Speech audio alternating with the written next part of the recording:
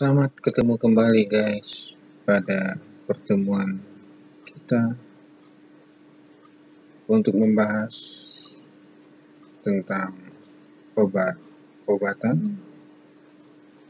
Pada pertemuan kali ini kita akan mengambil topik pembahasan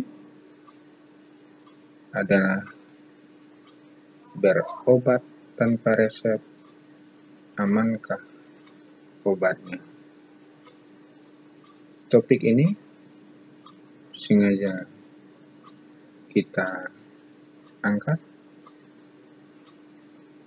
berhubungan dengan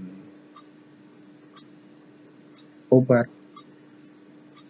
Pada prinsipnya persepsi di masyarakat harus dengan resep dokter, tetapi ternyata banyak obat-obat yang bisa dibeli dan didapatkan oleh pasien tanpa resep.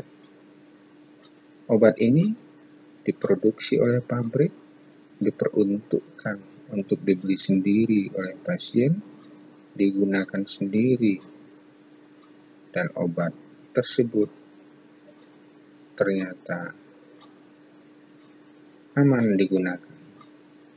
Mari saksikan kenapa obat itu aman digunakan walaupun tanpa resep dokter. Jangan lupa subscribe dan like ya, supaya langsung dapat ketemu kalau ada video baru berikutnya dari blog APT Harisma.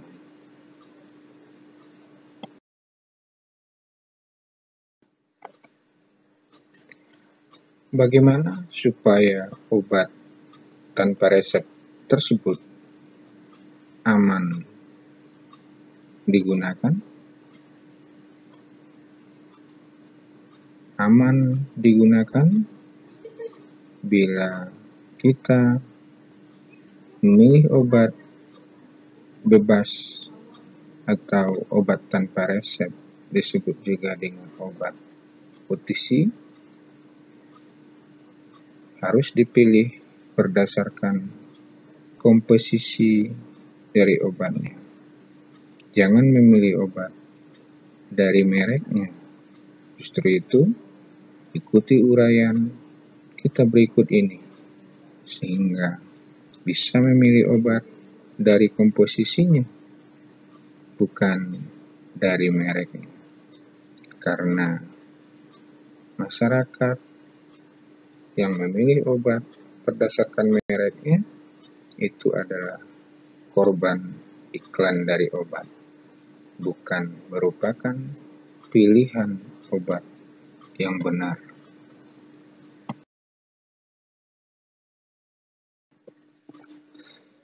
Baiklah, kita ikuti uraian selanjutnya. Apa itu obat tanpa resep dokter? Obat tanpa resep dokter disebut juga dengan obat OTC.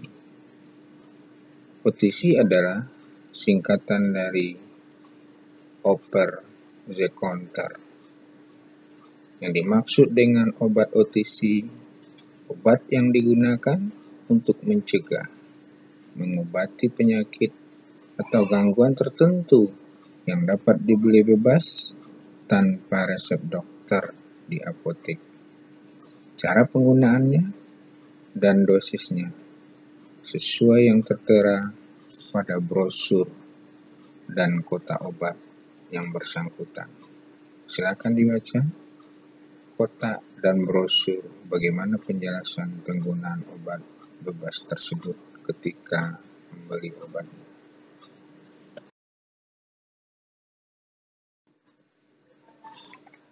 Persepsi di masyarakat umum, obat itu adalah racun. Namun, obat itu bisa bersifat racun, bisa bersifat sebagai obat. Apa bedanya? Obat akan bersifat sebagai obat apabila tepat digunakan dalam suatu penyakit dengan dosis, waktu yang tepat, dan lama penggunaannya juga tepat sesuai dengan aturan yang telah dianjurkan. Obat akan bersifat sebagai racun bila digunakan salah dalam pengobatan, tidak sesuai dengan kegunaannya, atau kelebihan dosis yang menimbulkan keracunan. Bila dosisnya lebih kecil, maka kita tidak memperoleh penyembuhan. Justru itu tidak bagus. Dosis berlebih menyebabkan keracunan, dosis kurang atau underdose menyebabkan tidak sembuhnya suatu penyakit. Justru itu, gunakan sesuai dengan dosis yang tertera pada etiket dan brosur obat OTC, sehingga obat itu akan bersifat untuk terapi dan berguna sebagai obat.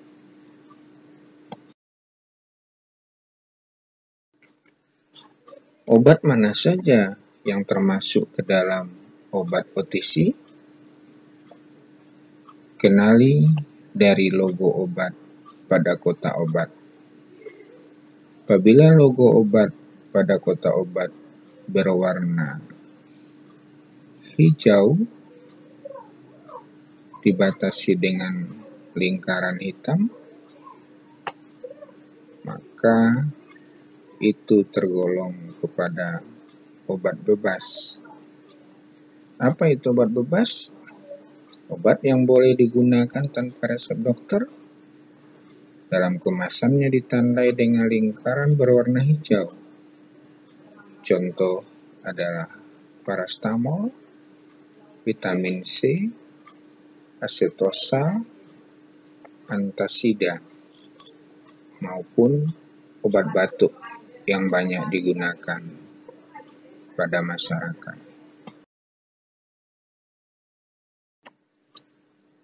Obat yang tergolong obat OTC yang kedua adalah obat bebas terbatas, atau disebut juga obat dengan daftar W. Apa tandanya? Tandanya adalah ada lingkaran berwarna biru dengan garis tepi berwarna hitam.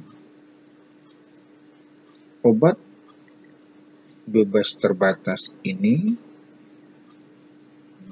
juga aman selama pemakaiannya mengikuti aturan pakai yang ada.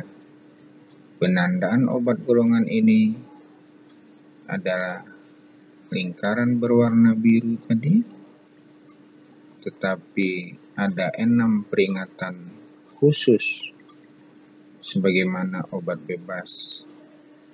Obat bebas terbatas ini dapat diperoleh tanpa resep dokter di apotek,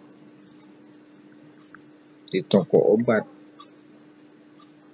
Contohnya, obat flu dalam bentuk kombinasi, obat cacing dalam bentuk tunggal atau tablet. Apa saja 6 peringatan pada obat bebas terbatas? Ada P nomor 1 dengan peringatan, awas obat keras, bacalah aturan memakainya. Ada P nomor 2, awas obat keras hanya untuk kumur, jangan ditelan. Jadi ini hanya ada pada sediaan untuk kumur atau gargarisma. P nomor 3, Awas obat keras hanya untuk bagian luar badan. Jadi obat ini ada pada salep atau krim. P nomor 4, awas obat keras hanya untuk dibakar. Jadi obat ini hanya untuk penggunaan dibakar. P nomor 5, awas obat keras tidak boleh ditelan. Jadi hanya untuk penggunaan bagian tertentu, bagian luar dari badan atau tubuh si pasien. P nomor 6, awas obat keras, obat wasir jangan ditelan. Jadi hanya bisa digunakan untuk bagian luar juga.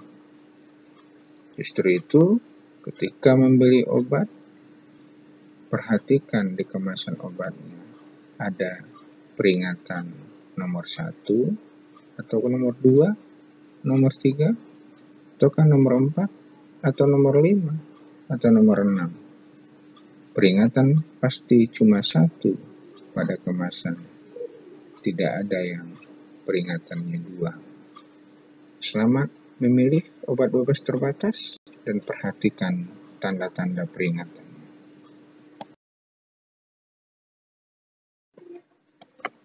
Obat OTC yang ketiga adalah obat wajib apotek atau bisa disingkat dengan OA. Obat-obat golongan ini hanya dikenal oleh apoteker di apotek. Jadi, pemberian obat-obat ini harus diberikan oleh apoteker di apotek. Apotekerlah yang bisa memberikan obat ini tanpa resep dokter. Obat yang termasuk dalam obat wajib apotek ditetapkan oleh Menteri Kesehatan. Artinya, seorang apoteker bisa berkonsultasi dengan pasien. Dari hasil konsultasinya bisa ditetapkan obat-obat yang akan diberikannya kepada pasien. Ada 4 obat wajib apotek menjadi obat bebas terbatas, yaitu pertama aminopilin dalam bentuk suppositoria, yang kedua bromhexin menjadi obat bebas terbatas untuk obat batuk, hexetidin sebagai obat luar untuk tenggorokan atau obat kumur yang kadarnya kurang dari 0,1%. 4. Mebendazole menjadi obat bebas terbatas sebagai obat cacing. Kelompok yang kedua, 1 obat wajib apotek menjadi obat bebas, yaitu tolnaftat sebagai obat luar untuk infeksi jamur.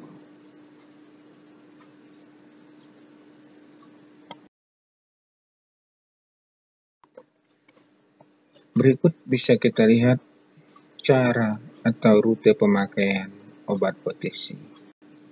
Rute pemakaian obat OTC itu bisa sebagai obat luar maupun obat dalam. Yang termasuk sebagai obat luar adalah obat yang pemakaiannya tidak melalui saluran pencernaan atau mulut.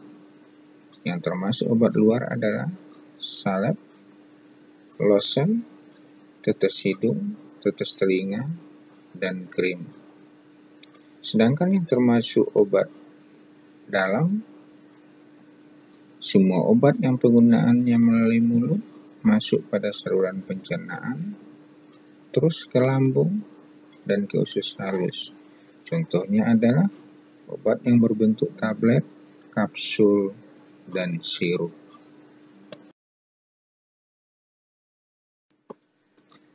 Sedangkan pengelompokan obat OTC berdasarkan efek yang ditimbulkan ada berdasarkan efeknya sebagai obat anti-infeksi, sebagai obat luar, sebagai anti jamur, sebagai obat luar, antihistamin untuk obat gatal-gatal, sebagai anti muntah,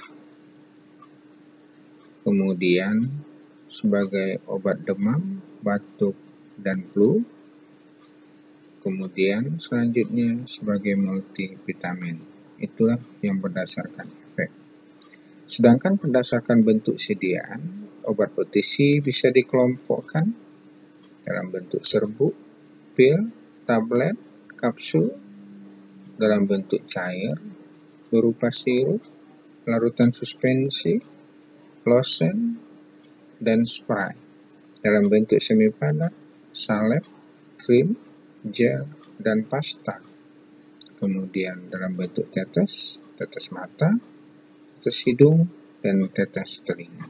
Semua bentuk sediaan ini tersedia sebagai obat bebas dan bebas terbatas.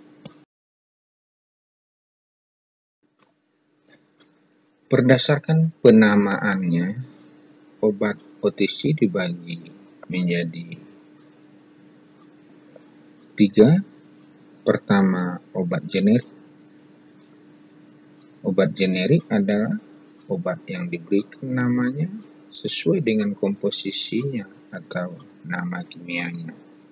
Contohnya paracetamol, acetosal. Sedangkan yang kedua, obat generik bermerek adalah obat dengan nama dagang. Obat diberi nama sesuai dengan keinginan dari produsennya. Bisa saja namanya berbeda, tapi isinya sama. Seperti Panadol, Ponstan, Amoxan, adalah justru itu di awal dikatakan akibat dari adanya obat generik bermerek, maka kenalilah obat berdasarkan komposisinya, jangan mereknya, karena bisa saja dua merek obat isinya sama. Yang ketiga, berdasarkan penamaannya ada obat paten, tetapi obat ini tidak ada sebagai obat OTC. Jadi yang masuk obat OTC hanya berdasarkan penamaannya, hanya ada 2, obat generik dan obat generik bermerek.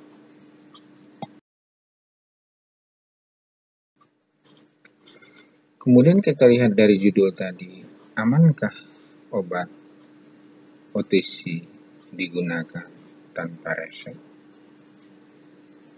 Bisa kita lihat di kemasan obat dari obat bebas itu, bahwa penggolongan obat berdasarkan keamanan jika diberi selama kehamilan, misalnya pada pasien-pasien dengan hamil, maka ada kategori penggolongan obat.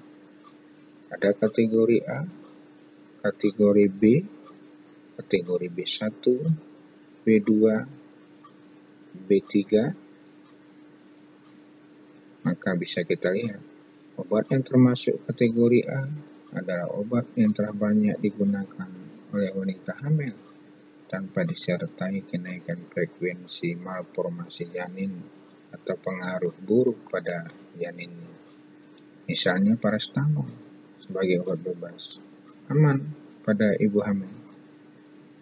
Penisilin, erythromycin, digoxin, isoniazid, itu semua dalam bentuk obat keras, tapi ada satu sebagai obat bebas, asam folat sebagai obat bebas, aman digunakan karena dia masuk kategori A.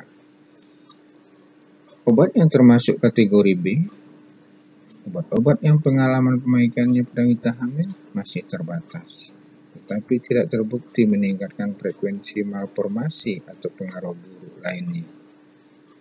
Kategori B dibagi lagi, tadi ada B1,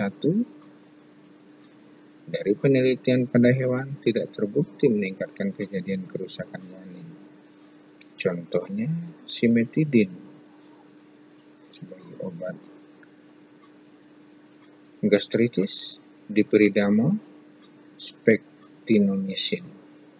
Sehingga termasuk B2 Data dari penelitian pada hewan belum memadai, tetapi ada petunjuk tidak meningkatnya kejadian kerusakan janin. Contohnya tikarsilin, dopamin, asetilsistein. B3, penelitian pada hewan menunjukkan peningkatan kejadian kerusakan janin, tapi belum tentu bermakna pada manusia. Justru itu, untuk obat OTC yang aman pada ibu hamil yang termasuk kategori A, kategori B tidak ada obat OTC. Jadi kategori A tadi ada paracetamol, ada asam folat yang aman pada ibu hamil. Penggolongan obat OTC untuk ibu hamil berikutnya adalah kategori C. Kategori C, obat dapat memberi pengaruh buruk pada janin. Di sini yang termasuk obat bebas ada aspirin, ada AINES, analgetik, antiinflamasi. Justru itu, walaupun aspirin termasuk obat bebas, tapi kategori C tidak aman pada ibu hamil. Jadi tidak semua obat bebas juga aman pada ibu hamil. Harus dilihat peringatan pada brosur dan etiket obat. Obat kategori D, obat-obat yang terbukti menyebabkan meningkatnya kejadian malformasi janin pada manusia, menyebabkan kerusakan janin yang bersifat irreversibel. Di sini tidak ada yang termasuk obat OTC. Semuanya adalah obat keras. Obat kategori selanjutnya adalah kategori X. Kategori obat yang telah terbukti mempunyai risiko tinggi yang menetap atau irreversibel pada janin jika diminum pada masa kehamilan. Obat-obat ini juga tidak ada tergolong obat OTC. Jadi itulah penggolongan obat pada ibu hamil sesuai dengan keamanan.